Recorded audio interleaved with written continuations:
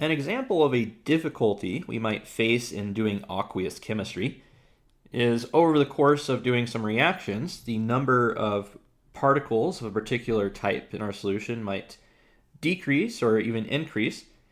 It wouldn't be very practical to have to take them all out of the water and to reweigh them on our scales.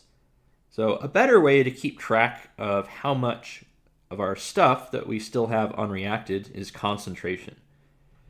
Now, if our solution is well mixed, the concentration will be the same throughout. We'll have the same number of particles per unit of volume. And so we will use that as our measurement for how much of our substance we have in our solution. And we will name our new unit molarity. And it will just be the number of moles of our substance divided by the volume of the solution in liters. Now, the substance that we dissolve, we're going to call the solute. And whatever we're using to dissolve it, we will call the solvent. Say that we took 10 grams of sugar. Sugar is made up of sucrose, which has the formula C12H22O11, and we dissolved it in 500 grams of water. What's our concentration going to be in this case?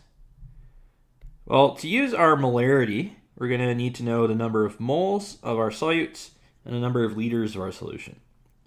So we'll start by getting moles. So we have 10 grams of sugar, and if we add up the molecular weights here, we get 342.3 grams per mole for our sugar molecules, which comes out to 0.02921 moles of sugar. Now we need to find out how many liters of solution we have. Here we're going to do a trick. We're going to assume that the volume of our solution is going to be about equal to the volume of the pure water here. Now, that's not going to be true. Our answer is going to be slightly off. When we add the sugar, it does increase the volume. It doesn't increase the volume a whole lot, though, partly because we have only a little bit of sugar, partly because the sugar molecules can kind of find some room in between the water molecules, and so they don't completely add all of their volume to the solution. So getting the approximate volume of our solution, assuming we have pure water, we take our 500 grams of water and multiply it by the density of water, which is 1 gram of water has a volume of 1 milliliter. And to get that to liters, we recognize that there's 10 to the minus 3 liters for every 1 milliliter, or you can write 1,000 milliliters for every 1 liter. And multiplying out all those numbers, we get 0.5 liters. Now, our volume is actually going to be a little bit larger because of the presence of those sugar molecules.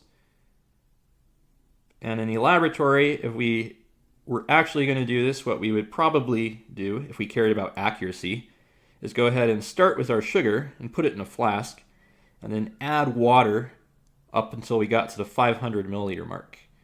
And then we would know we had exactly 500 milliliters of solution.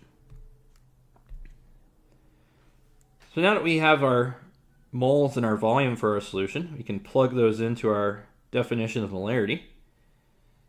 And when we do that, our 0.029 moles over our 0.5 liters, we get 0.0584 moles per liter. And we can also write this with just a capital M. Well, as we mix solutions together, their concentration is going to change because each solution that we mix is going to bring its own water along with it, which is going to have the effect of diluting the overall concentration. It might also be the case that we need a series of solutions of different concentrations, and rather than mixing up new solution every time, what we would do is we would start off with our high concentration solution, which is called the stock solution, and then we would dilute it by adding additional water to it to produce all of our other solutions that we need. And the relationship for the concentration of the solution that we produce to the amount of water that we add to it is that the first concentration times the first volume is going to be equal to the resulting concentration times the resulting volume. So our volume is going to be going up, our concentration is going to be going down, and that product is going to remain the same. And so if we know any three of these, we can find the missing one. Something I might point out about this equation is it actually states something that's kind of obvious. It says that the amount of substance we have doesn't change.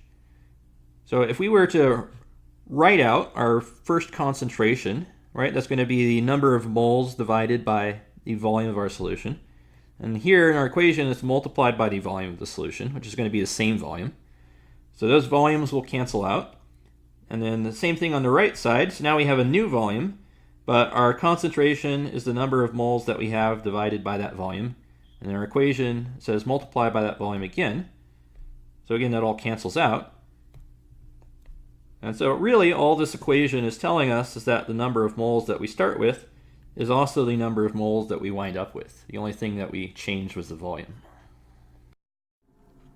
Let's say that we have a 2.1 molar solution of hydrochloric acid, but what we actually need to run our experiment is 50 milliliters of a 0.6 molar solution. How much of our concentrated solution are we going to need to dilute in order to produce our 50 milliliters? Well, we can use M1V1 equals M2V2. So we'll go ahead and, what we're trying to find here is the initial volume that we need. So we'll go ahead and solve for that. V1 equals M2 times V2 over M1. And so plugging all of our numbers in, this is 0.6 molar times 50 milliliters divided by 2.1 molar. And this comes out to 14 milliliters. Now something that's nice about this M1V1 equals M2V2 equation is that we can use whatever units we want. Because if I had liters here instead of milliliters, then I would just get liters in my answer. Well, when working with these solutions, we're going to want to be able to do the same things that we're able to do already when we have things like gases and solids or liquids together. We're going to want to be able to do some stoichiometry.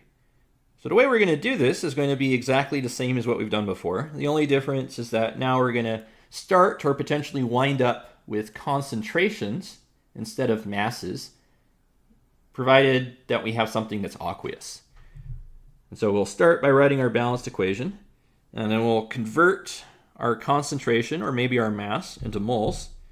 And then we'll use the stoichiometric coefficients to get from moles of our substance into our moles of our other substance.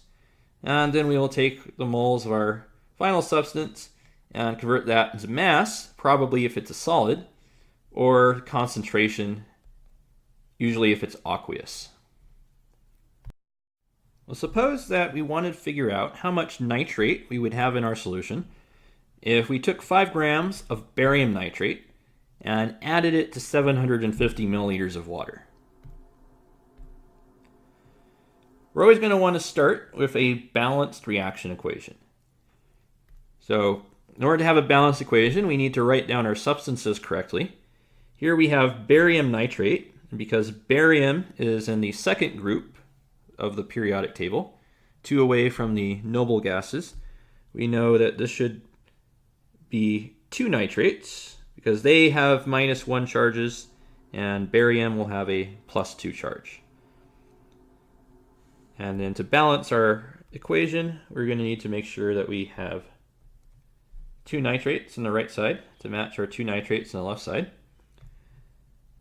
Now that we have the correct stoichiometry, we can go ahead and just do some dimensional analysis here.